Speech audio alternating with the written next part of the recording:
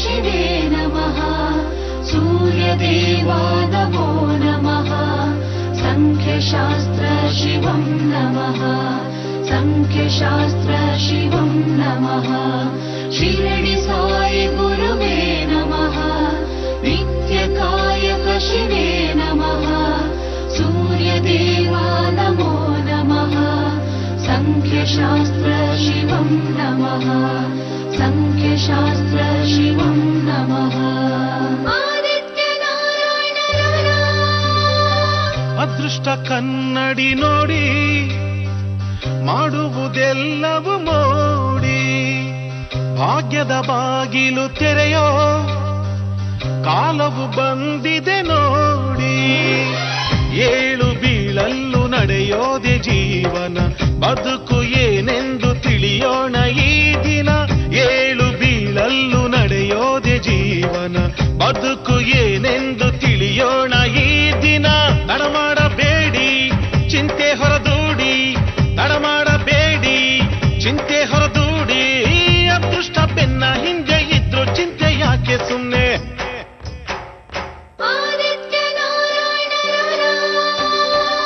ಅದೃಷ್ಟ ಕನ್ನಡಿ ನೋಡಿ ಮಾಡುವುದೆಲ್ಲವೂ ಮೋಡಿ ಭಾಗ್ಯದ ಬಾಗಿಲು ತೆರೆಯೋ ಕಾಲವು ಬಂದಿದೆ ನೋಡಿ.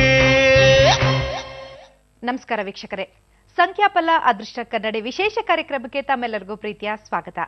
ವೀಕ್ಷಕರೇ, ಇವತ್ತು ದಿನಾಂಕ 21ನೇ ತಾರೀಕಿನ ವಿಶೇಷತೆ ಏನು, ಅದೃಷ್ಟ ಏನು, ಜೊತೆಗೆ ದಿಕ್ಕು ಬಣ್ಣಗಳು, ಈ ಒಂದು ದಿನಾಂಕದಲ್ಲಿ ಹುಟ್ಟಿದಂಥವ್ರಿಗೆ ಯಾವ ರೀತಿಯ ಅದೃಷ್ಟ ಇದೆ, ಯಾವ ರೀತಿಯ ಸಮಸ್ಯೆಗಳಿದೆ, ಜೊತೆಗೆ ಇವತ್ತು ಹುಟ್ಟುವಂಥ ಮಕ್ಕಳಿಗೆ ಯಾವ ರೀತಿಯ ಅದೃಷ್ಟ ಮುಂದೆ ಕಾದಿದೆ, ಈ ಎಲ್ಲ ವಿಚಾರಗಳ ಬಗ್ಗೆ ಸಮಗ್ರವಾಗಿ ಮಾಹಿತಿಯನ್ನ ನೀಡ್ತಾರೆ ಪ್ರಖ್ಯಾತ ಸಂಖ್ಯಾಶಾಸ್ತ್ರ, ವಾಸ್ತುಶಾಸ್ತ್ರ ಮತ್ತು ಅಸ್ತಶಾಸ್ತ್ರ ತಜ್ಞರಾದಂಥ ಡಾಕ್ಟರ್ ಆದಿತ್ಯನಾರಾಯಣ ಗುರೂಜಿಯವರು. ಅವ್ರನ್ನ ಕಾರ್ಯಕ್ರಮಕ್ಕೆ ಸ್ವಾಗತಿಸೋಣ.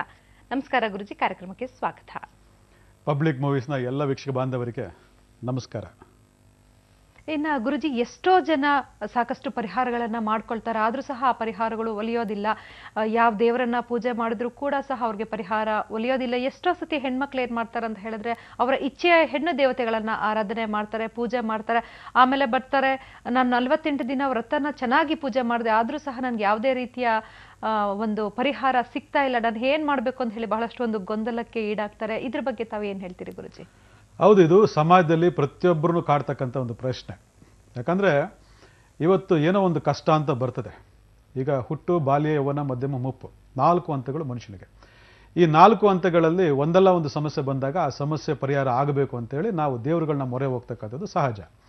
ಆದರೆ ಕೆಲವರಿಗೆ ಅದಾಗುತ್ತೆ, ಕೆಲವರಿಗೆ ಆಗೋದಿಲ್ಲ. ಆಗದಿರ್ತಕ್ಕಂಥ ಲೆಕ್ಕಾಚಾರಗಳೇ ಹೆಚ್ಚು ಜಾಸ್ತಿ. ಆಗಿರೋ ಎಲ್ಲೋ ಒಂದು ಅದೃಷ್ಟ, ನಾನು ಅದು ಮಾಡ್ಕೊಂಬಂದೆ, ನನಗೆ ಪಟ್ಟಂತ ಕೆಲಸ ಸಿಕ್ತು, ಪಟ್ಟಂತ ಆರೋಗ್ಯ ಸರಿ ಹೋಯಿತು, ಪಟ್ಟಂತೆ ರ್ಯಾಂಕ್ ಬಂದೆ, ಅಥವಾ ಇನ್ನೇನೋ ಒಂದು ಪ್ರಮೋಷನ್ ಆಯಿತು, ಈ ರೀತಿ ಎಲ್ಲ ಒಂದು ನಡವಳಿಕೆಗಳನ್ನು ನಾವು ನೋಡಿದ್ದೀವಿ.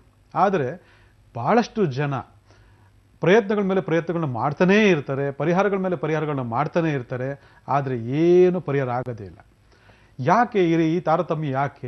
ಯಾಕೆ ಅವ್ರು ಮಾಡ್ತಕ್ಕಂಥದ್ದು ಪದ್ಧತಿನಲ್ಲಿ ಏನಾದರೂ ವ್ಯತ್ಯಾಸ ಇದೆಯಾ, ಅಥವಾ ಅವ್ರು ಆಯ್ಕೆ ಮಾಡ್ತಕ್ಕಂಥ ದೈವ ವ್ಯತ್ಯಾಸ ಇದೆಯಾ, ಅಥವಾ ಆಯ್ಕೆ ಮಾಡ್ತಕ್ಕಂಥ ಸಮಯ ವ್ಯತ್ಯಾಸ ಇದೆಯಾ, ಅಥವಾ ಅವ್ರಿಗೆ ಕೂಲಂಕಷವಾದಂಥ ಮಾಹಿತಿ ತಿಳ್ಕೊಳ್ಳದೆ ಅವ್ರು ಪೂಜೆ ಮಾಡಿದ್ರೆ ಒಳ್ಳೇದಾಯ್ತಂತೆ, ಇವ್ರು ಪೂಜೆ ಮಾಡಿದ್ರೆ ಒಳ್ಳೇದಾಯ್ತಂತೆ, ಆ ದೇವರಿಗೆ ಒಳ್ಳೇದು ಮಾಡ್ತಂತೆ, ಈ ದೇವ್ರು ಒಳ್ಳೇದು ಮಾಡ್ತಂತೆ, ಆ ದೇವರು ಬಹಳ ಪುರುಷ ಅಂತೆ, ಈ ಗುರು ಬಹಳ ಪವರ್ಫುಲ್ ಅಂತೆ ಅಂತ ಈ ಒಂದು ನಾಲೆಡ್ಜ್ ಇಟ್ಕೊಂಡು ಹೋಗಿ ಮಾಡ್ತಕ್ಕಂಥದ್ರಿಂದ ವ್ಯತ್ಯಾಸ ಆಗ್ತಿದೆಯಾ? ಇದು ಈ ಗೊಂದಲ ನಿವಾರಣೆ ಮಾಡೋದಕ್ಕೋಸ್ಕರನೇ ನೆನ್ನೆ ಕಾರ್ಯಕ್ರಮ ನಿಮ್ಗೆ ಹೇಳ್ಕೊಟ್ಟೆ. 48 ದಿವಸಗಳ ವ್ರತದ ಹಿನ್ನೆಲೆ ಏನು ಅಂತೇಳಿ. 27 ನಕ್ಷತ್ರ, 12 ರಾಶಿ, 9 ಗ್ರಹಗಳು ಸೇರಿದಾಗ 48. ಅಲ್ಲಿಗೆ ನಾವು ಮಾಡ್ತಕ್ಕಂಥ ಒಂದು ಪರಿಹಾರ 27 ನಕ್ಷತ್ರಗಳನ್ನು ತಲುಪುತ್ತೆ, 12 ರಾಶಿಗಳನ್ನು ತಲುಪುತ್ತೆ, 9 ಗ್ರಹಗಳನ್ನು ತಲುಪುತ್ತೆ. ಅಂದರೆ ದಿನ ದಿನ ದಿನ ದಿನ ದಿನ ನಾವು ಶುದ್ಧಿ ಆಗ್ತಾ ಇರ್ತೀವಿ. ಇದಕ್ಕೆ ಬೇಕಾಗಿರ್ತಕ್ಕಂಥ ಸಮಯ ಪರಿಪೂರ್ಣವಾಗಿ ನಾವು ಒಂದು ಶುದ್ಧಿ ಆಗೋದಕ್ಕೆ ತಗೊಳ್ತಕ್ಕಂಥ ಟೈಮ್ 48 ದಿವಸ. ಅದನ್ನು ವ್ರತ ಅಂತೇಳಿ ಅವತ್ತು ಕನ್ಸಿಡರ್ ಮಾಡಿದ್ರು. ಅದು ಹಿನ್ನೆಲೆ ಇದು. ಆದರೆ ಇಲ್ಲಿ ಆ ರೀತಿ ಮಾಡಕ್ಕೆ ಹೋದ್ರೂ ಕೂಡ ವ್ಯತ್ಯಾಸ ಆಗ್ತಕ್ಕಂಥದ್ದು ಯಾಕೆ, ನನಗೆ ಪ್ರತಿಫಲ ಸಿಗದಿಲ್ಲ ಯಾಕೆ ಅನ್ನೋದ್ರ ಬಗ್ಗೆ ಇವತ್ತಿನ ಕಾರ್ಯಕ್ರಮ ನಿಮ್ಗೆ ಮಾಹಿತಿ ಕೊಡ್ತೀನಿ. ಇಲ್ಲಿ ಒಂದು ನೆನ್ಪಿಟ್ಕೊಳ್ಳಿ, ಇವತ್ತು ಒಂದು ಲೆಕ್ಕಾಚಾರದಾಗ ಕೆಲವರು ಏನು ಮಾಡ್ತಾರೆ ಅಂದರೆ, ಹೆಣ್ಮಕ್ಳು ವಿಶೇಷವಾಗಿ, ಅದು ಯಾವುದೇ ಏಜ್ ಆಗಿರ್ಬೋದು, ಈಗ ಎಜುಕೇಷನ್ನು ಮಾಡ್ತಕ್ಕಂಥ ಹೆಣ್ಮಗಳಿಂದ ಹಿಡಿದು, ಅಂದರೆ ಆ ಏಜಿಂದ ಹೆಣ್ಮಗಳಿಂದ ಹಿಡಿದು ಮದುವೆ ಆಗಬೇಕಾಗಿರೋರು, ಮದುವೆ ಆಗಿರೋರು, ಮಕ್ಕಳಾಗಿರೋರು, ಏಜ್ ಆಗಿರ್ತಕ್ಕಂಥ ಎಲ್ಲರೂ ಕೂಡ ಈ ಹೆಣ್ಣು ದೇವತೆಗಳ ಹತ್ರ ಹೋದಾಗ ಏನು ಕೇಳ್ಕೊಂತಾರೆ, ನನಗೆ ಅಮ್ಮ ನನಗೆ ಎಜುಕೇಷನ್ ಸರಿ ಇಲ್ಲ, ಎಜುಕೇಷನ್ ಮಾಡಿಕೊಡು. ನನಗೆ ರ್ಯಾಂಕ್ ಬರಬೇಕು, ನನಗೆ ರ್ಯಾಂಕ್ ಮಾಡಿಕೊಡು. ಈ ಮದುವೆ ಮಾಡ್ಕೊಳ್ಬೇಕು ಅಂದರು ನನಗೆ ಒಳ್ಳೆ ಗಂಡನ ಕೊಡಿಸು, ಮದುವೆ ಸೆಟ್ ಆಗ್ತಾ ಇಲ್ಲ, ಗಂಡು ಸೆಟ್ ಆಗ್ತಾ ಇಲ್ಲ, ಅವ್ನು ಬಂದ ಇವನು ಬಂದ, ಸೆಟ್ ಆಗ್ತಾ ಇಲ್ಲ, ನನಗೆ ಏಜ್ ಹೋಗ್ತಾ ಇದೆ, ನನಗೆ ತುಂಬ ಬೈತಾ ಇದ್ದಾರೆ ಮನೆಯಲ್ಲಿ, ಹಾಗೆ ಹೇಗೆ ಏನೋ ಮಾಡ್ಕೊಡು ಅಂತೇಳಿ ವ್ರತ ಶುರು ಮಾಡ್ತಾರೆ. ಅದೇ ಮದುವೆ ಆಗಿರೋರು ಏನು ಮಾಡ್ತಾರೆ, ಅಯ್ಯೋ ನನ್ನ ಗಂಡ ಕುಡುಕ, ನನ್ನ ಗಂಡ ಯಾವುದು ಸೆಟಪ್ ಮಾಡ್ಕೊಂಡ್ಬಿಟ್ಟಿದ್ದಾನೆ, ನನ್ನ ಗಂಡ ಯಾರ ಜೊತೆ ಓಡಾಡ್ತಿದ್ದಾನೆ, ನನ್ನ ಜೊತೆ ಸರಿಯಾಗಿ ಮಾತಾಡ್ತಾ ಇಲ್ಲ, ನನ್ನ ಜೊತೆ ಕತೆ ಮಾಡ್ತಾ ಇಲ್ಲ, ಈ ಥರ ಎಲ್ಲ ಬೇಡ್ಕೊಳ್ಳೋಕೆ ಶುರು ಮಾಡ್ತಾರೆ. ಮಕ್ಕಳಾಗಿಲ್ಲ ಅಂದರೆ ನನ್ನ ಮಕ್ಕಳ ಭಾಗ್ಯ ಇಲ್ಲ, ಮಕ್ಕಳು ಕೊಡು, ನನಗೆ ಎಣ್ಣೆ ಬೇಕು, ಗಂಡೇ ಬೇಕು, ಅದು ಯಾವುದೋ ಒಂದು ಆದರೂ ಪರವಾಗಿಲ್ಲ. ಈ ರೀತಿ ಎಲ್ಲ ಒಂದು ವಿಚಾರಧಾರೆಗಳು ತಗೊಂಡಾಗ ನನಗೆ ಕೆಲಸ ಸಿಕ್ಕಿಲ್ಲ, ಕೆಲಸ ಕೊಡು, ದುಡ್ಡು ಬರ್ತಾ ಇಲ್ಲ, ದುಡ್ಡು ಕೊಡು, ನಾನು ಯಾರಿಗೋ ಚೀಟಿ ಹಾಕಿದ್ದೆ, ಚೀಟಿ ಓಡೋಗ್ಬಿಟ್ಲವಳು, ನಾನು ಯಾರಿಗೋ ಜಾಮೀನು ಹಾಕೊಂಡಿದ್ದೆ, ಓಡೋಗ್ಬಿಟ್ಟು ನನ್ನ ತಾನೇ ಬಂದಿದ್ದೆ, ಇವಾಗ ಒಂದು ಕೋರ್ಟ್ ಕೇಸ್ ಬಿದ್ದಿದೆ, ಪೊಲೀಸ್ ಸ್ಟೇಷನ್ಗೆ ಹೋಗ್ತಾ ಇದ್ದೀನಿ. ಈ ಥರ ಹಲವಾರು ಸಮಸ್ಯೆಗಳನ್ನು ನಮ್ಮ ಹೆಣ್ಮಕ್ಳು ಆ ಹೆಣ್ಣು ದೇವತೆಗಳು ತಗೊಂಡು ತಲುಪಿಸ್ತಾ ಇರ್ತಾರೆ. ಜೊತೆಗೆ ವ್ರತಗಳನ್ನ ಮಾಡೋದು ಕೂಡ ಹೆಣ್ಮಕ್ಳೇ ಸರ್. ಗಂಡನ್ಗೆ ಏನೋ ಸಮಸ್ಯೆ ಆದ್ರೂ ವ್ರತ ಮಾಡೋದು ಹೆಂಡ್ತಿನೇ, ಮಕ್ಕಳಿಗೆ ಏನಾದ್ರು ಸಮಸ್ಯೆ ಆಯ್ತಂದ್ರೆ ನನ್ನ ಮಕ್ಳಿಗೆ ಚೆನ್ನಾಗಿ ಇರ್ಲಿ ಅಂತ ವ್ರತ ಮಾಡೋದು ಹೆಣ್ಮಕ್ಳೇ ಗುರುಜಿ. ಇಲ್ಲಿ ಪುರುಷರು ಏನಾದ್ರೂ ವ್ರತ ಮಾಡ್ಬೇಕಾ, ಅದನ್ನು ಸಹ ನಮ್ಗೆ ಮಾಹಿತಿ ಬೇಕಾಗುತ್ತೆ. ಇಲ್ಲಿ ಅಲ್ಲ, ವ್ರತ ಮಾಡೋಕ್ಕಿಂತ ಮುಂಚೆ ನಾವು ಏನು ಅನ್ಕೊಳ್ತೀವಿ ಸಮಾಜ ಅನ್ನೋದ್ರ ಬಗ್ಗೆ ಒಂದಷ್ಟು ಮಾಹಿತಿ ಕೊಡ್ತಾ ಇದ್ದೀನಿ. ಇದು ಎಲ್ಲವೂ ಕರೆಕ್ಟೇ, ಇದು ಎಲ್ಲವೂ ಎಲ್ರಿಗೂ ಇರ್ತಕ್ಕಂಥದ್ದೇ.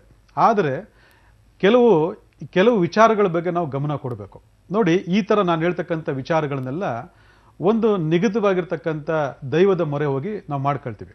ಅದರಲ್ಲಿ ದುರ್ಗಾ ಪರಮೇಶ್ವರಿ ಆಗಿರ್ಬೋದು, ಕಾಳಿ ಆಗಿರ್ಬೋದು, ಅಥವಾ ಚಾಮುಂಡೇಶ್ವರಿ ಆಗಿರ್ಬೋದು, ಅಥವಾ ಬನಶಂಕರಿ ಆಗಿರ್ಬೋದು, ಈ ರೀತಿ ಒಂದು ದೈವಗಳ ಮೊರೆ ಹೋಗ್ತಕ್ಕಂಥದ್ದು. ಅದರಲ್ಲೂ ಎಸ್ಪೆಷಲಾಗಿ ಮಂಗಳವಾರ, ಶುಕ್ರವಾರ ನಾವು ಮಾಡ್ತಾ ಇರ್ತೀವಿ. ಇದು ಸಹಜ. ಆದರೆ ಫಲಿತಾಂಶ ಇಲ್ಲ ಅಂತಕ್ಕಂಥ ಒಂದು ವಿಚಾರ ಇದೆಯಲ್ಲ, ಇದು ನಾವು ಗಂಭೀರವಾಗಿ ತಗೊಳ್ಬೇಕು. ಅಲ್ಲಿಗೆ ನಾವು ಮಾಡ್ತಿರ್ತಕ್ಕಂಥ ಲೆಕ್ಕಾಚಾರಗಳು ಸರಿ ಇಲ್ವಾ, ಅಥವಾ ನಾನು ಮಾಡ್ತಕ್ಕಂಥ ವ್ರತದ ನಿಯಮಗಳು ಸರಿ ಇಲ್ವಾ, ಅಥವಾ ದೇವರೇ ಸರಿ ಇಲ್ವಾ, ಅಥವಾ ದೇವರೇ ಇಲ್ವಾ? ಇವತ್ತು ಭಾಳ ಜನ ಬಂದು ಈ ಪ್ರಶ್ನೆ ಕೇಳ್ತಾರೆ. ನಾನು ಅಲ್ಲೂ ಹೋಗಿದ್ದೆ, ಇಲ್ಲೂ ಹೋಗಿದ್ದೆ, ಆ ವ್ರತ ಮಾಡಿದೆ, ಈ ವ್ರತ ಮಾಡಿದೆ, ಆ ಪರಿಹಾರ ಮಾಡಿದೆ, ಈ ಪರಿಹಾರ ಮಾಡಿದೆ, ಏನೂ ಆಗಲಿಲ್ಲ ಅಂತ ಹೇಳ್ತಾರೆ. ಇದಕ್ಕೆ ಒಂದು ಲೆಕ್ಕಾಚಾರವನ್ನು ಶಾಸ್ತ್ರ ಭಾಳ ಸ್ಪಷ್ಟವಾಗಿ ಹೇಳ್ತದೆ. ಇವತ್ತು ಈ ಒಂದು ಶಕ್ತಿ ಸ್ವರೂಪವಾಗಿರ್ತಕ್ಕಂಥ ದೈವಗಳ ಈ ರೀತಿ ಸಮಸ್ಯೆ ಇರ್ತಕ್ಕಂಥವ್ರು ಮೊರೆ ಹೋಗ್ತಾರೆ. ಅದೇ ಈ ಮಾಟ ಮಂತ್ರ ಆಗಿದೆ, ದೃಷ್ಟಿದೋಷ ಆಗಿದೆ, ಶತ್ರು ಸ್ತಮನ ಮಾಡಬೇಕು, ಶತ್ರು ಸಂಹಾರ ಮಾಡಬೇಕು, ಮಾಟ ನಿವಾರಣೆ ಮಾಡ್ಕೋಬೇಕು ಅಂತೇಳಿ ಕಾಲಭೈರವ ದೇವರುಗಳಿಗೆ ಹೋಗ್ತಾರೆ ಕೆಲವರು ಇದ್ದಾರೆ, ಪ್ರತ್ಯಂಗರ ದೇವರ ಸ್ಥಾನಕ್ಕೆ ಕೆಲವರು ಹೋಗೋದಿದ್ದಾರೆ. ಅಥವಾ ಗುರು ಸಂಬಂಧಪಟ್ಟತಕ್ಕಂಥ ದೈವವನ್ನು ಮೊರೆ ಹೋಗಬೇಕು ಅಂತೇಳಿ ಹಲವಾರು ಪುರುಷರು ಏನು ಮಾಡ್ತಾರೆ, ಅಯ್ಯಪ್ಪ ದೇವಸ್ಥಾನಕ್ಕೆ ಹೋಗ್ತಾರೆ, ಶಿರಡಿ ಸಾಯಿನಾಥಕ್ಕೆ ಹೋಗ್ತಾರೆ, ರಾಘವೇಂದ್ರ ಸ್ವಾಮಿಗೆ ಹೋಗ್ತಾರೆ. ಅಲ್ಲಿಗೆ ಒಂದೊಂದು ಸಮಸ್ಯೆಗಳ ಮೂಲವನ್ನು ಹೊತ್ಕೊಂಡು ಹೋಗ್ತಕ್ಕಂಥ ಪರಿಹಾರ ದೈವಗಳು ನಮಗೆ ಆಯಾ ಕಾರಣಕ್ಕೆ ನಮಗೆ ಕೆಲಸ ಮಾಡ್ತಿಲ್ಲ ಅಂತಂದಾಗ ಅದೆಲ್ಲೋ ಒಂದು ಕಡೆ ವ್ಯತ್ಯಾಸ ಆಗ್ತಾ ಇದೆ ಅಂತಂದ್ರೆ ಆ ವ್ಯತ್ಯಾಸ ಹೇಗಾಗುತ್ತೆ ಅನ್ನೋದ್ರ ಬಗ್ಗೆ ಒಂದು ನಿನ್ನಲ್ಲಿ ತಿಳ್ಕೊಬೇಕು. ಇದು ನಾವು ತಿಳ್ಕೊಂಡಂದಾಗ ಈಗ ಮಾಟ ಮಂತ್ರ ಆಗಿದೆ ಅಂತ ಹೇಳ್ಬಿಟ್ಟು ಯಾರೋ ವೆಂಕಟೇಶ್ವರ ದೇವಸ್ಥಾನಕ್ಕೆ ಹೋಗಿ ಪೂಜೆ ಮಾಡಲ್ಲ, ಆಯ್ತಾ? ನನ್ನ ಶತ್ರುಗಳನ್ನ ಸಂಹಾರ ಮಾಡ್ಬಿಡು ಅಂತೇಳಿ ಲಕ್ಷ್ಮೀ ದೇವಸ್ಥಾನಕ್ಕೆ ಹೋಗಿ ಯಾರು ಪರಿಹಾರಗಳು ಮಾಡ್ಕೊಳ್ಳಲ್ಲ. ಅಂದರೆ ಒಂದು ಗುರುಗ್ರಹ, ನನ್ನ ಗುರು ಅನುಗ್ರಹ ಅಂತ ಅಂದ್ಬಿಟ್ಟು ವಿಷ್ಣು ದೇವ್ರಿಗೋ ಶಿವನ ದೇವಸ್ಥಾನಕ್ಕೆ ಹೋಗಿ ಯಾರು ಹೋಗೋದಿಲ್ಲ. ಯಾರು ಎಲ್ಲೆಲ್ಲಿ ಹೋಗ್ತಾರೋ ಅಲ್ಲಲ್ಲೇ ಹೋಗ್ತಾರೆ. ಅಂದರೆ ದೇವರುಗಳಲ್ಲಿ ಈ ಒಂದು ವಿಂಗಡಣೆ ಆಲ್ರೆಡಿ ಆಗೋಗಿದೆ ಅಂತಕ್ಕಂಥ ಲೆಕ್ಕಾಚಾರಗಳು, ಅಥವಾ ಪರಿಹಾರಗಳು ಇಂಥ ಕಡೆ ಹೋದಾಗ ಇಂತಿಂಥ ಸಮಸ್ಯೆ ಇಂತಿಂಥ ಕಡೆ ಹೋದಾಗ ಸಿಗುತ್ತೆ ಅಂತಕ್ಕಂಥ ಒಂದು ಲೆಕ್ಕಾಚಾರಗಳು ನಾವು ಆಲ್ರೆಡಿ ಫಿಕ್ಸ್ ಮಾಡ್ಕೊಂಡ್ಬಿಟ್ಟಿರೋದ್ರಿಂದ ನಾವೇನು ಮಾಡ್ತೀವಿ, ಆಯಾ ದೇವರುಗಳಿಗೆ ಆ ಟೈಮ್ಗೆ ಹೋಗ್ಬಿಡ್ತೀವಿ ನಾವು. ಆದರೆ ಫಲಿತಾಂಶ ಶೂನ್ಯ ಆದಾಗ ಏನೋ ಒಂದು ಕಾರಣ ಇದೆ ಅದನ್ನು ಅರ್ಥ ಮಾಡ್ಕೋಬೇಕು. ಇಲ್ಲಿ ಭಾಳ ಮುಖ್ಯವಾಗಿ ಸ್ಪಷ್ಟವಾಗಿ ಹೇಳ್ತಕ್ಕಂಥದ್ದು ಏನಂದರೆ, ಈ ಲೆಕ್ಕಾಚಾರಗಳು ತಪ್ಪಾಗ್ತಿದೆ, ವ್ಯತ್ಯಾಸ ಆಗ್ತಿದೆ ಅಂತಂದರೆ ನಾವು ಮಾಡ್ತಕ್ಕಂಥ ನಿಯಮಗಳು ಅಥವಾ ನಾವು ಆಯ್ಕೆ ಮಾಡ್ತಕ್ಕಂಥ ವಿಚಾರಗಳ ಬಗ್ಗೆ ನಾವು ಒಂದಷ್ಟು ಗಮನ ಕೊಡಬೇಕು. ಈ ಗಮನ ಕೊಡಬೇಕು ಅಂತಂದಾಗ ನಾನು ವ್ರತ ಬಗ್ಗೆ ಹೇಳಿದೆ ನಿಮಗೆ. ವ್ರತ ಮಾಡಬೇಕು ಅಂದಾಗ ಇವೆಲ್ಲ ಶುದ್ಧಿಕ್ರಿಯೆ ಆಗ್ತವೆ ಅನ್ನೋದಕ್ಕೋಸ್ಕರ ಇದು ಆಗೇನೆ. ಇಲ್ಲಿ ನಾವು ಯಾವುದೋ ಒಂದು ಸಮಸ್ಯೆ ಹೊತ್ಕೊಂಡಾಗ ಆ ಸಮಸ್ಯೆಗೆ ತಕ್ಕಂಥ ದೈವ ನಾವು ಆಲ್ರೆಡಿ ಹೊರಟೋಗಿರ್ತೀವಿ, ನಾವು ಆಲ್ರೆಡಿ ರೀಚ್ ಆಗಿಬಿಟ್ಟಿರ್ತೀವಿ. ಅಲ್ಲಿ ಆಯಾ ಸಮಸ್ಯೆಗಳ ಮೊರೆ ಹೋಗ್ತಾ ಇರ್ತೀವಿ ನಾವು. ಈಗ ನನ್ನ ಗಂಡ ಕುಡುಕ, ನನ್ನ ಗಂಡ ಸರಿ ಮಾಡು ಅಂತೇಳಿ ಪ್ರತ್ಯಂಗ ದೇವತೆ ಯಾರು ಹೋಗಲ್ಲ. ಅಂದ್ರೆ ಆ ಶಕ್ತಿ ಹೇಳ್ತಕ್ಕಂಥ ಲೆಕ್ಕಾಚಾರವೇ ಬೇರೆ. ನಾವು ದುರ್ಗಾ ಪರಮೇಶ್ವರಿ, ಬನಶಂಕರಿ ಈ ಥರ ದೇವರುಗಳಿಗೆ ಇಂಥ ಒಂದು ವಿಚಾರಗಳು ಇಟ್ಕೊಂಡು ಹೋಗ್ತೀವಿ ನಾವು. ಇವತ್ತು ಮೊರೆ ಹೋಗ್ತೀವಿ, ಅದಕ್ಕೆ ನಿಂಬೆಣ್ಣು ದೀಪ ಅಂಟಿಸೋದು, ಅದೋ ಮತ್ತೊಂದು ಮಗಂದು ಹೆಜ್ಜೆ ನಮಸ್ಕಾರನೋ, ಗರ್ಭಗುಡಿ ಪ್ರದಕ್ಷಿಣನೋ, ಅಥವಾ ಉರುಳು ಸೇವೆನೋ, ಅಥವಾ ಏನೋ ದವಸ ಧಾನ್ಯ ಕೊಡ್ತಕ್ಕಂಥದ್ದು, ಅಥವಾ ಏನೋ ಕಾಣಿಕೆ ಕೊಡ್ತಕ್ಕಂಥವೆಲ್ಲ ಮಾಡ್ತಿರ್ತೀವಿ. ಆದರೆ ನಾವು ಲೆಕ್ಕಾಚಾರ ತಪ್ತಾ ಇದ್ದೀವಿ ಅಂತಂದರೆ ಮೊದಲನೇ ಭಾಗ ನಾವು ಹೇಳ್ಕೊಬೇಕಂದೇನೆಂದರೆ, ನಾವು ಯಾವ ಒಂದು ಲೆಕ್ಕಾಚಾರ ಮುಖಾಂತರ ನಮ್ಮ ಸಮಸ್ಯೆ ಮೂಲವನ್ನು ಕಂಡಿಡ್ಕೊಂಡು ಆ ಸಮಸ್ಯೆ ಮೂಲಕ್ಕೆ ಸಂಬಂಧಪಟ್ಟಂಥ ಅಧಿದೇವತೆಯನ್ನು ಅಥವಾ ಅಧಿದೇವರನ್ನು ಅಥವಾ ಅಧಿಗ್ರಹವನ್ನು ನಾವು ಆಯ್ಕೆ ಮಾಡ್ಕೋಬೇಕು ಅಂತಕ್ಕಂಥದ್ದು ಭಾಳ ಸ್ಪಷ್ಟವಾಗಿ ಅರ್ಥ ಮಾಡ್ಕೋಬೇಕು. ಇಲ್ಲಿ ನಾವು ಎಡುತ್ತಾ ಇರೋದ್ರಿಂದ ನಾವು ಇಂತಿಂಥ ಸಮಸ್ಯೆಗಳಿಗೆ ಇಂತಿಂಥ ಮೂಲ ಅಂತೇಳಿ ನಾವು ಹೊಟ್ಟೋಗ್ಬಿಡ್ತೀವಿ. ಈಗ ಮಾಟ ಮಂತ್ರ ದೋಷ ಅಂತಂದರೆ ಪ್ರತ್ಯಂಗರ ಮತ್ತು ಕಾಲಭೈರವ, ಶೂಲ್ನಿ ದುರ್ಗ, ಧೂಮಾವತಿ, ಬಗಳಾಮುಖಿ ಇವೆಲ್ಲ ಪವರ್ಫುಲ್ ಆಗಿರ್ತಕ್ಕಂಥ ದೈವಗಳು. ಈ ಥರ ಸಾಮಾಜಿಕ ಸಮಸ್ಯೆಗಳು ಮನೆಯಲ್ಲಿ ಕುಟುಂಬದಲ್ಲಿ ಆಗ್ತಿತ್ತು ಅಂದಾಗ ಬನಶಂಕರಿ, ದುರ್ಗ ಇವು ಭಾಳ ಅದ್ಭುತವಾಗಿರೋ ದೇವರುಗಳು. ಇಲ್ಲಿ ಮತ್ತಷ್ಟು ವಿಚಾರಗಳೇನಿದೆ ಅಂದರೆ ಸೌಮ್ಯ ದೇವತೆಗಳು, ಉಗ್ರ ದೇವತೆಗಳು, ಕ್ರೂರ ದೇವತೆಗಳು ಅಂತ ಇದ್ದಾವೆ. ಅದ್ರ ಬಗ್ಗೆ ಮತ್ತಷ್ಟು ಮಾಹಿತಿ ಕೊಡ್ತೀನಿ. ಒಂದು ಇನ್ನು ಪೂಜಾ ವಿಧಾನ ನಿಷ್ಠೆ ಬಗ್ಗೆ ಕೂಡ ನಮಗೆ ಮಾಹಿತಿ ಬೇಕು ಗುರುಜಿ. ವೀಕ್ಷಕರೇ, ನೀವು ಸಹ ಸಂಖ್ಯಾಶಾಸ್ತ್ರದ ಬಗ್ಗೆ ಹೆಚ್ಚಿನ ಮಾಹಿತಿಯನ್ನು ತಿಳ್ಕೊಬೇಕಾದ್ರೆ ಗುರುಜಿಯವ್ರ ಜೊತೆ ನೇರವಾಗಿ ಭೇಟಿಯಾಗಬೇಕು ಅಂತ ಹೇಳಿದ್ರೆ ಟಿವಿ ಸ್ಕ್ರೀನ್ ಮೇಲೆ ಬರ್ತಿರ್ತಕ್ಕಂಥ ನಂಬರ್ಗೆ ಕರೆ ಮಾಡಿ ನಿಮ್ಮೆಲ್ಲ ಸಮಸ್ಯೆಗಳನ್ನು ಬಗೆಹರಿಸ್ಕೊಳ್ಳಿ. ಜೊತೆಗೇನಂತ ಹೇಳಿದ್ರೆ ನೀವು ವಾಟ್ಸಪ್ ನಂಬರ್ಗೂ ಸಹ ವಾಟ್ಸಪ್ ನಂಬರ್ ಮೂಲಕ ಸಹ ನಿಮ್ಮ ಜಾತಕವನ್ನು ನೀವು ಪಡೆದುಕೊಳ್ಬೇಕು. ನೀವು ಮಾಡಬೇಕಾಗಿರೋದಿಷ್ಟೇ, ಟಿವಿ ಸ್ಕ್ರೀನ್ ಮೇಲೆ ಬರ್ತಿರ್ತಕ್ಕಂಥ ನಂಬರ್ಗೆ ಕರೆ ಮಾಡಬೇಕು. ಪರಿಹಾರಗಳ ಬಗ್ಗೆ ಗುರುಜಿಯವರು ಮಾತನಾಡ್ತಾ ಇದ್ರು. ಪರಿಹಾರಗಳು ಅಂತ ಬಂದಾಗ ಯಾವ ರೀತಿಯ ನಿಯಮಗಳನ್ನು ನಾವು ಪಾಲನೆ ಮಾಡಬೇಕು, ರಾಶಿಯ ಆಧಾರಿತವಾಗಿ ನಾವು ಪರಿಹಾರಗಳನ್ನು ಮಾಡ್ಕೊಳ್ಬೇಕಾ ಅಥವಾ ನಕ್ಷತ್ರ ಆಧಾರಿತವಾಗಿ ನಾವು ಪರಿಹಾರಗಳನ್ನು ಮಾಡ್ಕೋಬೇಕಾ, ಹೇಗೆ ನಾವು ಪರಿಹಾರಗಳನ್ನು ಕಂಡುಕೊಳ್ಬೇಕು, ಹೇಗೆ ನಿಜವಾಗ್ಲೂ ಸಹ ಅದೃಷ್ಟವನ್ನು ಪಡ್ಕೊಳ್ಬೇಕು ಅಂತ ಹೇಳಿ ಗುರುಜಿ ನಾವು ಯಾವ ರೀತಿಯ ನಿಯಮಗಳನ್ನು ನಿಷ್ಠೆಯನ್ನು ಪಾಲನೆ ಮಾಡಬೇಕು, ಜೊತೆಗೆ ನಕ್ಷತ್ರದ ಮೂಲಕ ಅಥವಾ ನಮ್ಮ ಜನ್ಮ ರಾಶಿಯ ಮುಖಾಂತರ ಅಥವಾ ಆಧ್ಯಾತ್ಮಿಕವಾಗಿ ಅಂತ ಹೇಳಿದ್ರೆ ಜ್ಯೋತಿಷ್ಶಾಸ್ತ್ರದ ಪ್ರಕಾರ ನಾವು ಹೇಗೆ ಪರಿಹಾರವನ್ನು ಕಂಡುಕೊಳ್ಬೇಕು? ಇಲ್ಲಿ ಜ್ಯೋತಿಷಾಸ್ತ್ರ ಆಗಿರಲಿ, ಸಂಖ್ಯಾಶಾಸ್ತ್ರವಾಗಲಿ ಒಂದು ಅದ್ಭುತವಾಗಿರ್ತಕ್ಕಂಥ ನಾಲೆಡ್ಜ್ ಕೊಡ್ತಕ್ಕಂಥ ಒಂದು ಮಾಧ್ಯಮ. ಇಲ್ಲಿ ನಾವು ಒಂದು ಸಮಸ್ಯೆ ಅಂತ ಬಂದಾಗ ಆ ಸಮಸ್ಯೆಯ ಮೂಲವನ್ನು ಹುಡ್ಕೊಳ್ದೇ ಇದ್ದಾಗ ನಾವು ಆ ದೇವರು, ಈ ದೇವರು, ಆ ಪೂಜೆ, ಈ ಪೂಜೆ ಅಂತ ಮಾಡೋಕೆ ಹೋದಾಗ ನಾವು ಎಡುತ್ತಾ ಇರ್ತೀವಿ. ಇದಷ್ಟು ಜನಕ್ಕೆ ಗೊತ್ತಿಲ್ಲ. ಇವತ್ತು ಒಂದು ಗ್ರಹ, ಇವತ್ತು 21 ಅಂತಕ್ಕಂಥ ಗುರುಗ್ರಹ ತಗೊಂಡಾಗ ನೀವು ಒಂದು ನೆನ್ಪಿಟ್ಕೊಳ್ಳಿ, ಯಾರ್ಯಾರು ಶಿರಡಿ ಸಾಯಿಬಾಬಾ ಆಗಿರ್ಬೋದು, ರಾಘವೇಂದ್ರ ಸ್ವಾಮಿ ಆಗಿರ್ಬೋದು, ದತ್ತಾತ್ರೇಯ ಆಗಿರ್ಬೋದು, ಅಥವಾ ಹಲವಾರು ಮಠಾಧಿಪತಿಗಳು ಗುರುಗಳನ್ನು ಹೆಚ್ಚೆಚ್ಚು ಕುಟುಂಬದಲ್ಲಿ ಫಾಲೋ ಮಾಡ್ತಿದ್ದಾಗ ಬೇಸಿಕ್ಕಾಗಿ ಅವ್ರಿಗೆ ಗುರುಗ್ರಹ ಪವರ್ಫುಲ್ ಆಗಿರ್ತಾನೆ. ಈ 3, 12, 21, 30 ತಾರೀಕಲ್ಲಿ ಬರ್ತಾ ಇದ್ದಾರೆ ಅವ್ರು 100% ಗುರುಗ್ರಹವನ್ನು ಹೆಚ್ಚೆಚ್ಚು ಫಾಲೋ ಮಾಡ್ತಿರ್ತಾರೆ. ಯಾರ್ಯಾರು ಗುರುವಾರ ಫಾಲೋ ಮಾಡ್ತಾರೆ ಅವರೆಲ್ಲ ಹೆಚ್ಚೆಚ್ಚು ಗುರುಗಳನ್ನ ಆಶ್ರಯ ಮಾಡಿರ್ತಾರೆ. ಅದೇ ಹೆಣ್ಮಕ್ಳು ತಗೊಂಡಾಗ ಸ್ತ್ರೀ ಪ್ರಧಾನ ದೇವರುಗಳನ್ನು ಹೆಚ್ಚೆಚ್ಚು ಆಶ್ರಯ ಮಾಡ್ತಿರ್ತಾರೆ. ಈ ರೀತಿ ಒಂದು ಲೆಕ್ಕಾಚಾರಗಳು ನಮ್ಮ ಜನ್ಮದಲ್ಲೇ ನಿಗದಿ ಆಗೋಗಿರ್ತದೆ. ಇದನ್ನು ಜ್ಞಾಪಕ ಇಟ್ಕೊಳ್ಳಿ, ನಮ್ಮ ಜನ್ಮದಲ್ಲೇ ನಿಗದಿ ಆಗೋಗಿರ್ತದೆ. ಇವತ್ತು ಗುರುಗಳನ್ನ ಆಶ್ರಯ ಮಾಡ್ತಕ್ಕಂಥವ್ರು ಎಷ್ಟೋ ಜನ ಇವರು ಅವ್ರು ಅಲ್ಲಿಂದ ಇಲ್ಲಿಗೆ ಶಿಫ್ಟ್ ಆಗೋದೇ ಇಲ್ಲ. ಇಲ್ಲಮ್ಮ ನಾನು ಬನಶಂಕರಿ ಮಾಡ್ತೀನಿ, ನಾನು ದುರ್ಗನ ಹಿಡ್ಕೊಂಡ್ಬಿಟ್ಟಿದ್ದೀನಿ, ನಾನು ಚಾಮುಂಡೇಶ್ವರಿ ಹಿಡ್ಕೊಂಡ್ಬಿಟ್ಟಿದ್ದೀನಿ, ಅವರೇ ನನಗೆ ಮೇಯ್ನು. ನೋಡಿ, ಈ ರೀತಿ ಮೆಂಟಾಲಿಟಿ ಅವರು ಫಿಕ್ಸ್ ಆಗಿಬಿಟ್ಟಿರ್ತಾರೆ. ಅದೇ ಗುರುಗಳನ್ನ ಆಶ್ರಯ ಮಾಡ್ತಕ್ಕಂಥ ಎಷ್ಟೋ ಜನ, ಕೆಲವು ಸ್ತ್ರೀಯರಾಗಿರ್ಬೋದು, ಪುರುಷರಾಗಿರ್ಬೋದು, ನನಗೆ ಬೇರೆ ಯಾವುದೇ ಬೇಡಪ್ಪ, ನನಗೆ ಗುರು ಇದ್ರೆ ಸಾಕು, ನನಗೆ ಶಿರಡಿ ಸಾಯಿಬಾಬಾ ಇದ್ರೆ ಸಾಕು, ನನಗೆ ರಾಘವೇಂದ್ರ ಸ್ವಾಮಿ ಇದ್ರೆ ಸಾಕು, ಅವರೇ ನನಗೆ ಪವಾಡ ಪುರುಷರು, ಅವರಿದ್ದರೆ ನನ್ನ ಜೀವನ. ಈ ರೀತಿ ಮೆಂಟಲಿ ಫಿಕ್ಸ್ ಆಗಿಬಿಡೋದು. ನೀವು ಏನೇ ಮಾಡಿದ್ರೆ ಅವ್ರ ಈ ಕಡೆ ಕರ್ಕೊಂಬರಕ್ಕೆ ಆಗೋದೇ ಇಲ್ಲ ನೀವು. ಅದೇ ಈ ಮಾಟ ಮಂತ್ರ, ವಾಮಾಚಾರ ಅದು ತಗೊಂಡಾಗ ಪ್ರತಿ ಅಮಾವಾಸ್ಯೆ ಪೌರ್ಣಿಮೆಗೆ ಪ್ರತ್ಯಂಗನ ಹಿಡ್ಕೊಂಡ್ಬಿಟ್ಟಿರ್ತಾರೆ. ಅವ್ರು ನೀವು ಏನೇ ಮಾಡಿದ್ರು ಬನಶಂಕರಿಗೆ ಬರಲ್ಲ, ರಾಯರ ಮಠಕ್ಕೆ ಬರಲ್ಲ, ಅಥವಾ ಶಿರಡಿ ಸಾಯಿಬಾಬಾ ದೇವಸ್ಥಾನಕ್ಕೆ ಬರಲ್ಲ. ಯಾಕಂದ್ರೆ ಅವ್ರಿಗೆ ಅಲ್ಲಲ್ಲೇ ಒಂದು ಲಿಂಕ್ ಇರ್ತದೆ. ಇದಕ್ಕೆ ಕಾರಣ ಏನು? ಹೌದು, ಇದು ನೀವು ಹೇಳೋದು ಕರೆಕ್ಟು, ಈ ರೀತಿ ಫಿಕ್ಸ್ ಆಗಿಬಿಟ್ಟಿರ್ತಲ್ಲ ಅಂತಂದರೆ ಇದಕ್ಕೊಂದು ಎಕ್ಸಾಂಪಲ್ ನಿಮಗೆ ಕೊಡ್ತೀನಿ. ಯಾವ ಹೆಣ್ಣು ಮಕ್ಕಳು, ಸ್ತ್ರೀಯರಾಗಲಿ, ದೊಡ್ಡವರಾಗಲಿ, ಚಿಕ್ಕವರಾಗಲಿ, ವಯಸ್ಸಾಗಿರಲಿ, ವಯಸ್ಸಾಗ್ತಿರಲಿ, ಇವರೆಲ್ಲರೂ ಕೂಡ ದೇವಸ್ಥಾನಕ್ಕೆ ಹೋದಾಗ ಅಳ್ತಾ ಇರ್ತಾರೆ. ನೀವು ನೋಡಿರ್ಬೋದು, ಮನೇಲಿ ದೇವ್ರ ಮನೆ ಕೂತ್ಕೊಂಡು ಅಳ್ತಾರೆ, ದೇವಸ್ಥಾನಕ್ಕೆ ಹೋಗಿ ಟೈಮ್ ಇಲ್ಲ ಅಂತಂದರೆ, ಅದು ಗಂಡ ರಿಕ್ಷಕ್ಕೆ ಮಾಡ್ಬಿಡ್ತಾರೆ, ಯಾವ ದೇವಸ್ಥಾನಕ್ಕೆ ಹೋಗ್ಬಾರ್ದು ನೀನು ಅಂತೇಳಿ ಮನೆ ಕೂತ್ಕೊಂಡು ದೇವ್ರ ಮುಂದೆ ಕೂತ್ಕೊಂಡು ಅಳ್ತಾ ಇರ್ತಾರೆ. ಅದು ದೇವಸ್ಥಾನಕ್ಕೆ ಹೋದಾಗ ಅಳ್ತಾ ಇರ್ತಾರೆ, ಹಿಂಗೆ ಹೊಚ್ಕೊತಾ ಇರ್ತಾರೆ ಸೆರಗಲ್ಲಿ, ಯಾರು ನೋಡ್ಬಿಟ್ಟಾರ ಅಂತೇಳಿ ಒಳಗಡೆ ಅಳ್ತಾ ಇರ್ತಾರೆ. ಒಂದು ತಿಳ್ಕೊಳ್ಳಿ, ಈ ರೀತಿ ಅಳ್ತಕ್ಕಂಥವ್ರು ಎಲ್ಲರೂ ಅಳೋದಿಲ್ಲ, ಕೆಲವ್ರು ಮಾತ್ರ ಅಳ್ತಾರೆ, ಕೆಲವ್ರು ಅಳೋದಿಲ್ಲ. ಅಲ್ಲಿ ಇದರ ಹಿನ್ನೆಲೆ ನಾನು ನಿಮ್ಗೆ ಹೇಳ್ಕೊಡ್ತೀನಿ, ಸೀಕ್ರೆಟ್ ಇದು. ಇವತ್ತು ಒಂದು ಸ್ತ್ರೀ ಪ್ರಧಾನ ದೇವಸ್ಥಾನಗಳಲ್ಲಿ ಆ ದೇವರುಗಳು ನೋಡಿಕೊಂಡು ಒಬ್ರು ಅಳ್ತಾ ಇದ್ದಾರೆ, ಒಬ್ಬರು ಹೆಣ್ಮಗು ಅಳ್ತಾ ಇದ್ದಾಳೆ ಅಂತಂದರೆ ಅವರ ಹಿನ್ನೆಲೆನಲ್ಲೇ ಒಂದು ಲೆಕ್ಕಾಚಾರ ಇದೆ. ಆ ಲೆಕ್ಕಾಚಾರಗಳೇ ಪಂಚಭೂತ ತತ್ವಗಳು. ಆ ಪಂಚಭೂತ ತತ್ವಗಳಲ್ಲಿ ಯಾರು ಹತ್ಕೊಂಡು ದೇವ್ರು ಮಾಡ್ತಿರ್ತಾರೆ ಅವರ ಹಿನ್ನೆಲೆಯಲ್ಲಿ ಜಲತತ್ವ ಇರ್ತದೆ ಜಾಸ್ತಿ. ಜಲತತ್ವ ಕಂಡಿರೋ ಜಲ ತಾನೇ. ಆ ಜಲತತ್ವ ಇರ್ತಕ್ಕಂಥ ರಾಶಿಯವರು, ಜಲತಕ್ಕಂಥ ಪ್ರಭಾವದವರು ಅವರು ಹತ್ಕೊಂಡು ದೇವ್ರು ಬೇಡ್ತಾ ಇರ್ತಾರೆ, ನನಗೆ ಅದು ಕೊಡಮ್ಮ, ಇದು ಕೊಡಮ್ಮ ಅಂತ.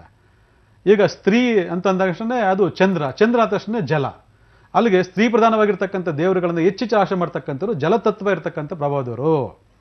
ನೀವೇನು ಹುಡ್ಕೊಂಡು ಹೋಗೋದೇ ಬೇಡ, ನೀವು ಸೀದಾ ಹೋಗ್ಬಿಟ್ಟಿರ್ತೀರ, ಹಂಗೆ ಹೋಗ್ಬಿಟ್ಟು ಅಲ್ಲಿ ಅಳ್ತಾ ಇರ್ತೀರ, ಅಮ್ಮ ನನಗೆ ಹಿಂಗಾಗೋಯ್ತು, ಅಮ್ಮ ನನಗೆ ಹಿಂಗಾಗಿದ್ದು, ನಾನು ಹೇಳಿದೆ ನನ್ನ ಗಂಟ ಇಂತನ ಕೊಟ್ಬಿಟ್ಟೆ, ಇಂತನ ಕೊಟ್ಬಿಟ್ಟೆ, ಕುಡ್ಕೊಂಡು ಕೊಟ್ಬಿಟ್ಟೆ, ಅವ್ನು ಸರಿ ಮಾಡ್ಕೊಡ್ತಾ ಗಳೋ ಅಂತ ಹೇಳ್ತಿರ್ತಾರೆ.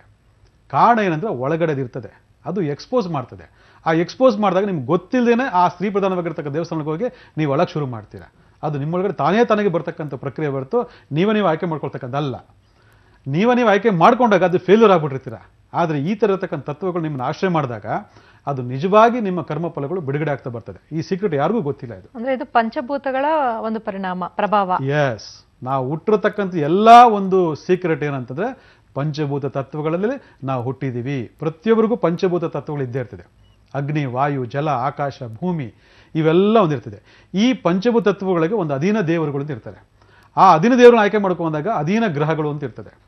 ಇವತ್ತು ನೀವು ರಾಜಕಾರಣಿಗಳು ಅಳ್ತಾರಲ್ಲ ಮೈಕ್ ಮುಂದೆ ಭಾಷಣ ಮಾಡ್ತಾ ಅಂದರೆ ಅದು ಕಳ್ಳರು ಅವರು, ಆಯಿತಾ? ಅದು ನಾಟಕದ ಕಣ್ಣಿರೋದು, ಮೊಸಳೆ ಕಣ್ಣಿರೋದು. ಅದಕ್ಕೂ ಇದಕ್ಕೂ ಸಂಬಂಧ ಇಲ್ಲ. ಭಾಳ ಜನ ಕೇಳೋದು ನನಗೆ, ಓ ಹಂಗಾರೆ ಅವರು ಜಲತತ್ವ ರಾಶಿ ಇರಬೇಕು, ಅದಕ್ಕೆ ಸ್ಟೇಜ್ ಮೇಲೆ ಭಾಷಣ ಮಾಡ್ಬೇಕಾದ್ರೆ ಹತ್ತು ಬಿಡ್ತಾರೆ ಅಂತ. ಅದು ಹೇಳೋದು ಅದು ಬೇರೆ, ದೇವ್ರ ಮುಂದೆ ಹೇಳೋದು ಬೇರೆ, ಜನಗಳ ಮುಂದೆ ಹೇಳೋದು ಬೇರೆ. ಇದು ವ್ಯತ್ಯಾಸ ತುಂಬ ಇರ್ತದೆ, ಆಯಿತಾ? ಆದರೆ ನಾವಿಲ್ಲಿ ಆಯ್ಕೆ ಮಾಡ್ಕೊಳ್ಬೇಕು ಅಂತ ವಿಚಾರ ತಗೊಂಡಾಗ ಪಂಚಭೂತ ತತ್ವಗಳ ಆಧಾರವಾಗಿ ನಮಗೆ ಗೊತ್ತಿರಲಿ ಗೊತ್ತಿಲ್ಲದೆ ನಾವು ಆರಾಮಾಗಿ ಹೊರಟೋಗಿರ್ತೀವಲ್ಲಿ. ಅದರಿಂದ ಒಂದು ಪಂಚಭೂತ ತತ್ವ ಅಂತ ತಗೊಂಡಾಗ, ಈಗ ಭೂಮಿ ತತ್ವದಲ್ಲಿ ನೀವು ಹುಟ್ಟಿದ್ದೀರಾ ಅಂತ ತಗೊಂಡಾಗ ನೀವು ಆದಷ್ಟು ಸಾಧ್ಯವಾದಷ್ಟು ನೀವೇನು ಮಾಡ್ತೀರಾ, ನನಗೆ ಸುಬ್ರಹ್ಮಣ್ಯ ತುಂಬ ಇಷ್ಟ, ನನಗೆ ಗಣಪತಿ ತುಂಬ ಇಷ್ಟ ಅಂತ ಹೇಳ್ತೀರಾ. ಯಾಕಂದರೆ ಗಣಪತಿ ಸುಬ್ರಹ್ಮಣ್ಯ ಬಂದು ಭೂತತ್ವದಲ್ಲಿರ್ತಕ್ಕಂಥ ದೇವರುಗಳು. ಒಂದೊಂದು ಲೆಕ್ಕಾಚಾರ. ಈ ಜಲತತ್ವ ತಗೊಂಡಾಗ ಸ್ತ್ರೀ ಪ್ರಧಾನವಾಗಿರ್ತಕ್ಕಂಥ ದೈವಗಳು, ಆಯಿತಾ? ಈ ರೀತಿ ಒಂದು ಲೆಕ್ಕಾಚಾರಗಳು ಒಂದು ರೀತಿಗೆ ಒಂದು ಭಿನ್ನವಾಗಿ ನಮಗೆ ಕಾಣಿಸ್ಕೊಳ್ತದೆ ಅಥವಾ ನಾವು ಪರಿಹಾರಗಳನ್ನ ಮಾಡ್ಕೊಳ್ತಕ್ಕೆ ಹೊರಡ್ತೀವಿ ಅಂತಂದಾಗ ಅದು ನಮ್ಮಲ್ಲಿರ್ತಕ್ಕಂಥ ಆ ಭಾವಗಳು, ಆ ಪ್ರಭಾವಗಳು ನಮ್ಗೆ ಗೊತ್ತಿಲ್ಲದೆ ಆಯಾ ದೇವರುಗಳ ಜೊತೆ ಲಿಂಕ್ ಕೊಟ್ಬಿಟ್ಟಿರ್ತದೆ. ಇದನ್ನು ಯಾರು ಅರ್ಥ ಮಾಡ್ಕೊಳ್ಳಲ್ಲ. ಇದನ್ನ ಬಿಟ್ಬಿಟ್ಟು ಪಕ್ಕದ ಮನೆ ಸುಬ್ಬಮ್ಮ ಹೇಳಿದ್ರು ನೀನು ಅಲ್ಲಿಗೋಗು ಇಲ್ಲಿಗೋಗು, ನನಗೆ ಅದು ಪವರ್ಫುಲ್ ಆಯ್ತದ, ಅದು ಅವ್ರಿಗಾಗಿರ್ತದೆ, ನಿಮ್ಗೆ ಆಗ್ಬೇಕಲ್ವಾ? ಖಂಡಿತ.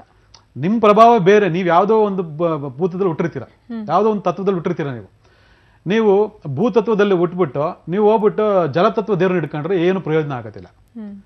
ನೀವು ಆಕಾಶ ತತ್ವದಲ್ಲಿ ಹುಟ್ಟುಬಿಟ್ಟು ನೀವು ಹೋಗ್ಬಿಟ್ಟು ಅಗ್ನಿತತ್ವ ದೇವ್ರನ್ನ ಹಿಡ್ಕೊಂಡ್ರೆ ಏನು ಪ್ರಯೋಜನ ಇಲ್ಲ. ಒಂದು ಸಮಸ್ಯೆ ಅಂತ ತಗೊಂಡಾಗ ನಿಮ್ಮಲ್ಲಿರ್ತಕ್ಕಂಥ ಗ್ರಹಗತಿಗಳು ಅದು ಪ್ರಚೋದನೆ ನೀಡ್ತದೆ. ಆ ಪ್ರಚೋದನೆ ನೀಡಿದ ತಕ್ಷಣ ನೀವು ಅಲ್ಲಿ ಹೋಗಿದ ತಕ್ಷಣ ಅದು ಕೆಲಸ ಆಗ್ಬಿಡೋದಿಲ್ಲ. ಅದು ಬಟ್ ಅದು ನೆಗೆಟಿವಾ ಪಾಸಿಟಿವ್ ಅಂತಕ್ಕಂಥ ತಿಳ್ಕೊಬೇಕು ನೀವು. ಈಗ ನಾನು ಹೇಳಿದೆ, ಗುರುಗ್ರಹ ಅಂತ ತಗೊಂಡು ಅಯ್ಯಪ್ಪನ ಜಾಸ್ತಿ ಹೋಗ್ತಾರೆ, ಗುರುಗಳನ್ನ ಹೆಚ್ಚು ಆಶ್ರಯ ಮಾಡ್ತಾರೆ. ಅವ್ರು ಹೋಗ್ಬಿಟ್ಟು ಶ್ರೀಪದಾನ್ ದೇವ್ರಿಗೆ ಬರೋದೇ ಇಲ್ಲ. ಅವ್ರ ತಲೆನೇ ಕೆಡಿಸ್ಕೊಳ್ಳೋದಲ್ಲಿ, ನಂಗೆ ಅಯ್ಯಪ್ಪ ಸಾಕಪ್ಪ, ನಾನು ವ್ರತ ಮಾಡ್ತೀನಿ, ವರ್ಷಕ್ಕೆ ಒಂದ್ಸಲ ಅಯ್ಯಪ್ಪನ ಮಾಡ್ತೀನಿ, ನಾನು ವ್ರತ ಮಾಡ್ತೀನಿ, ನನಗೆ ಅಷ್ಟೇ ಸಾಕು, ನನಗದೇ ಸಾಕು.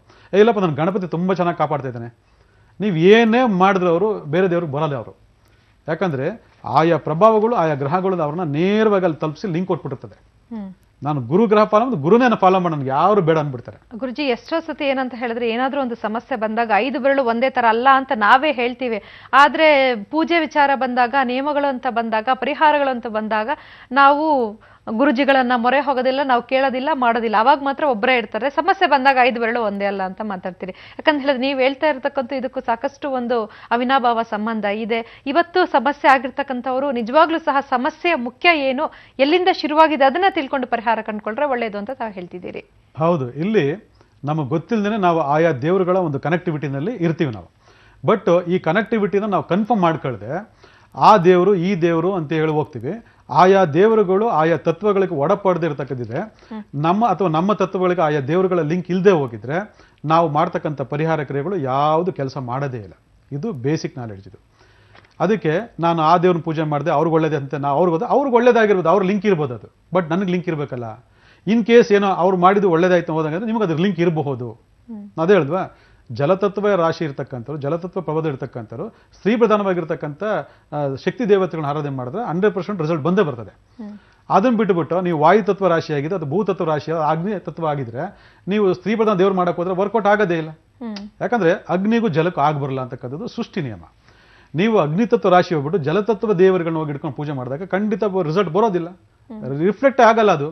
ಅವಾಗ ನಾನು ಮಾಡಿದೆ, ವ್ರತ ಮಾಡಿದೆ, ಅಷ್ಟು ಮಾಡಿದೆ, ವರ್ಷಾನುಗಟ್ಟಲೆ ಮಾಡಿದೆ. ಕೆಲವರು 5 ವರ್ಷ ಮಾಡ್ತಾರೆ ಹೆಣ್ಮಕ್ಳು ಪರಿಹಾರಗಳನ್ನು, ವ್ರತಗಳನ್ನ, ಏನು ವರ್ಕೌಟ್ ಆಗಿರ್ತೀವಿ. ಜೊತೆಗೆ 48 ವಾರನೂ ಮಾಡೋಂಥವ್ರನ್ನ ನಾವು ಕೇಳಿದ್ದೀವಿ ಗುರುಜಿ. ಯಾಕಂದ್ರೆ 1.5 ವರ್ಷ ಆಗ್ಬಿಡುತ್ತೆ ಅಷ್ಟೊಂದು ದಿನಗಳು ಮಾಡ್ತು ಅಂತ ಹೇಳಿದ್ರೆ. ಹೌದು. ಅದಕ್ಕೋಸ್ಕರನೇ ಇವತ್ತು ಪರಿಹಾರ ಕ್ರಿಯೆಗಳು ತಗೊಂಡಾಗ ಫಸ್ಟ್ ಜನ್ಮ ದಿನಾಂಕ ಮತ್ತೆ ಭಾಗ್ಯ ದಿನಾಂಕ, ನಕ್ಷತ್ರ, ರಾಶಿ ಇದರೊಳಗೆ ಒಟ್ಟುಗೂಡಿದಾಗ ನಿಮ್ದೊಂದು ಭೂತ ಅಂತ ಇರ್ತದೆ, ಅಂದರೆ ಪಂಚತತ್ವ ಭೂತಗಳಂತ ಇರ್ತದೆ. ಆ ಪಂಚತತ್ವ ಭೂತಗಳಲ್ಲಿ ಪ್ರಧಾನವಾಗಿರ್ತಕ್ಕಂಥ ಪಂಚತತ್ವ ನಿಮ್ದು ಯಾವುದು? ಅದು ಅಗ್ನಿನ, ವಾಯುನ, ಜಲನ, ಆಕಾಶನ, ಭೂಮಿನ.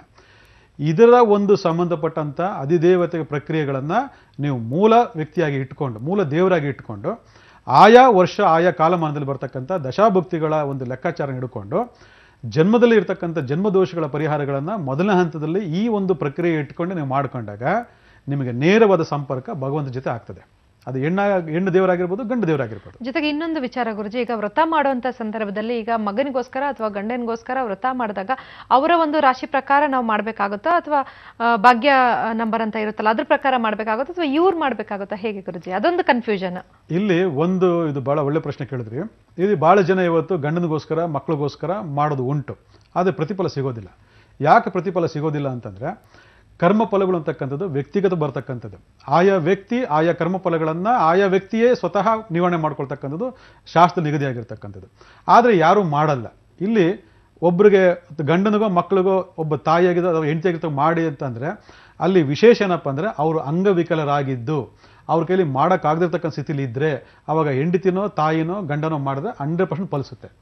ಅವರು ಚೆನ್ನಾಗಿದ್ದು ಗುಂಡ್ರುಗೋಗಳೆ ಆಗಿದ್ದು ಚೆನ್ನಾಗಿ ಕುಡ್ಕೊಂಡು ತಿನ್ಕೊಂಡು ಎಲ್ಲೋ ಮಾಡ್ತಿದ್ದು ಹೆಂಡತಿ ಮಾಡ್ತಾರೆ ಅಂದರೆ ಖಂಡಿತ ಫಲಿಸೋದಿಲ್ಲ. ಅದು ಇದು ಜ್ಞಾಪಕ. ಭಾಳ ಜನ ಇವತ್ತು ನನ್ನ ಮಗನ ಮದುವೆ ಆಗಲಿ ಅಂತ ತಾಯಿ ವ್ರತ ಮಾಡ್ತಿರ್ತಾರೆ, ಖಂಡಿತ ಅದು ಫಲಿಸೋದೇ ಇಲ್ಲ. ಅವನೇನಾದರೂ ಅಂಗವಿಕಲನಾಗಿದ್ದು ಮಾಡೋಕ್ಕೆ ಸ್ಥಿತಿ ಇಲ್ದಾಗ ತಾಯಿ ಮಾಡಿದ್ರೆ ಅದು ಫಲಿಸುತ್ತದೆ. ದೇವ್ರಿಗೆ ಗೊತ್ತಾಗುತ್ತಲ್ವಾ, ಅವ್ನು ಕಳ್ಳ ಅವ್ನು ಓಡಾಡ್ತಿದ್ದಾನೆ, ತಾಯಿ ಶ್ರಮ ಪಡ್ತಿಲ್ಲ ಅಂತ ರಿಸಲ್ಟ್ ಬರೋಲ್ಲ. ಅದು ಅವ್ರವ್ರ ಕರ್ಮಗಳನ್ನು ಅವರವರೇ ಕಳ್ಕೋಬೇಕು, ಅದು ಚೆನ್ನಾಗಿದ್ದರೆ. ಇಲ್ಲಾಂದರೆ ನಿಮ್ಗೆ ಏನೇ ಮಾಡೋದು ಪರಿಹಾರ ಸಿಗೋದಿಲ್ಲ. ಅದಕ್ಕೆ ಮೊದಲು ನಿಮ್ಮ ಪಂಚಭೂತ ತತ್ವಗಳು ಯಾವುದು ಅಂತ ನೀವು ಫಸ್ಟು ಆಯ್ಕೆ ಮಾಡ್ಕೊಳ್ಳಿ. ಇದು ಎಲ್ಲಿವರೆಗೂ ನೀವು ಆಯ್ಕೆ ಮಾಡ್ಕೊಳ್ಳಲ್ಲ ಅಲ್ಲಿವರೆಗೂ ನಿಮಗೆ ಪರಿಹಾರ ದೇವರುಗಳು ಯಾವುದು ಗೊತ್ತಾಗೋದೇ ಇಲ್ಲ. ಈ ಪರಿಹಾರ ದೇವರುಗಳು ಯಾವುದು ಗೊತ್ತಾಗಿಲ್ಲ ಅಂತಂದರೆ ನೀವು ಪರಿಹಾರಗಳು ಮಾಡಿದ್ರೆ ವೇಸ್ಟ್ ಆಗಿಬಿಡ್ತದೆ. ಅದಕ್ಕೆ ಫಸ್ಟು ಜನ್ಮದೋಷಗಳು, ಅದಾದ ಮೇಲೆ ಪರಿಹಾರ ಕ್ರಿಯೆಗಳು, ನಮಗೆ ಪ್ರಧಾನವಾಗಿರ್ತಕ್ಕಂಥ ದೇವರುಗಳು. ಇಷ್ಟನ್ನ ಪಂಚಭೂತ ತತ್ವ ಆಧಾರ ಆಯ್ಕೆ ಮಾಡ್ಕೊಳ್ಳಿ, ಒಳ್ಳೇದಾಗ್ತದೆ. ಇನ್ನು ಕೊನೆಯದಾಗಿ ನಮ್ಮ ವೀಕ್ಷಕರಿಗೆ ಏನು ಹೇಳೋದಕ್ಕೆ ಬಯಸ್ತೀರಿ? ನೀವು ಎಲ್ಲೇ ಇರಿ, ಯಾವುದೇ ಊರು ಯಾವುದೇ ದೇಶದಲ್ಲಿರಿ, ನಾವು ಫೋನ್ ಮುಖಾಂತರ ಇವತ್ತು ಟೆಕ್ನಾಲಜಿ ತುಂಬ ಬೆಳೆದಿದೆ. ಆನ್ಲೈನ್ ಕನ್ಸಲ್ಟೆನ್ಸಿ, ವಿಡಿಯೋ ಕಾಲು ಮತ್ತು ಆನ್ಲೈನ್ ಕನ್ಸಲ್ಟೆನ್ಸಿ ಮುಖಾಂತರ ನಿಮ್ಮನ್ನು ನೇರವಾಗಿ ನೀವು ಕೂತ ಜಾಗದಲ್ಲಿ ಕೂತ್ಕೊಂಡು ನಿಮ್ಮ date of birth, place of birth, time ಇಸ್ಕೊಟ್ರೆ ಇಲ್ಲಿಂದನೇ ಪ್ರೆಡಿಕ್ಟ್ ಮಾಡ್ತಕ್ಕಂಥ ಒಂದು ಅನುಕೂಲ ನಾವು ಮಾಡಿಕೊಟ್ಟಿದ್ದೆ. ಭಾಳ ಜನ ಇವತ್ತು ತೊಗೊಳ್ತಾ ಇದ್ದಾರೆ. ಇಲ್ಲ ನಾವು ಬುಕ್ ತರಿಸ್ಕೊಳ್ತೀವಿ ಅಂದರೆ ಬುಕ್ಕು ಜಾತಕ ತರಿಸ್ಕೊಳ್ಳಿ, ಅಥವಾ ನೇರೋ ಭೇಟಿ ಮಾಡಬೇಕು, ನೇರೋ ಬಂದು ಭೇಟಿ ಮಾಡ್ಕೊಳ್ಳಿ. ಬಂದಾಗ ಇಲ್ಲಿ ಅಸ್ಟ್ರಾಲಜಿ, ನ್ಯೂಮರಾಲಜಿ, ವಾಸ್ತು ಮತ್ತು ಪಾಮಿಸ್ಟ್ರಿ 4 ಸಬ್ಜೆಕ್ಟ್ಗಳನ್ನು ಒಂದೇ ವೇದಿಕೆಯಲ್ಲಿ ನೋಡ್ಬೋದು. ನೀವು ಎಲ್ಲ ರೀತಿ ಪರಿಹಾರಗಳು ಕೂಡ ಪರಿಹಾರ ಇದ್ದೇ ಇರ್ತದೆ. ಇದನ್ನು ತಿಳ್ಕೊಳ್ಳಿ, ಒಳ್ಳೆಯದಾಗಲಿ. ಧನ್ಯವಾದಗಳು ಗುರುಜಿ, ಸಾಕಷ್ಟು ಮಾಹಿತಿಯನ್ನು ಎಲ್ರಿಗೂ ನಮಸ್ಕಾರ ನೀಡಿದ್ದಕ್ಕೆ. ಇನ್ನು ವೀಕ್ಷಕರೇ, ಇದುವರೆಗೂ ಸಾಕಷ್ಟು ಮಾಹಿತಿಯನ್ನು ನೀವು ಪಡೆದುಕೊಂಡ್ರೆ. ಯಾಕಂತ ಹೇಳಿದ್ರೆ ನಮಗೆ ಫಲ ಸಿಗಬೇಕಾಯ್ತು ಅಂತ ಹೇಳಿದ್ರೆ ನಾವು ಸರಿಯಾದ ನಿಯಮಗಳು ಮತ್ತು ನಿಷ್ಠೆಯನ್ನು ಪಾಲನೆ ಮಾಡಿದಾಗ ಮಾತ್ರ ನಮಗೆ ಈ ಒಂದು ಫಲ ಸಿಗುತ್ತೆ. ನಿಮಗೆ ನಿಜವಾಗ್ಲೂ ಸಹ ಇದ್ರ ಬಗ್ಗೆ ಹೆಚ್ಚಿನ ಮಾಹಿತಿ ಬೇಕಂತ ಹೇಳಿದ್ರೆ ನಿಮ್ಮ ಸೇವೆಯಲ್ಲಿ ಗುರೂಜಿ ಇದ್ದಾರೆ, ಗುರೂಜಿಯವರನ್ನ ಭೇಟಿಯಾಗಿ ನಿಮ್ಮ ಸಮಸ್ಯೆಗಳನ್ನು ಬಗೆಹರಿಸ್ಕೊಳ್ಳಿ. ಮುಂದಿನ ವಾರ ಮತ್ತೊಂದು ವಿಷಯದೊಂದಿಗೆ ನಾವು ನಿಮ್ಮನ್ನು ಭೇಟಿಯಾಗ್ತೀವಿ. ಅಲ್ಲಿವರೆಗೂ ನೋಡ್ತಾ ಇರಿ ಪಬ್ಲಿಕ್ ಮೂವೀಸ್.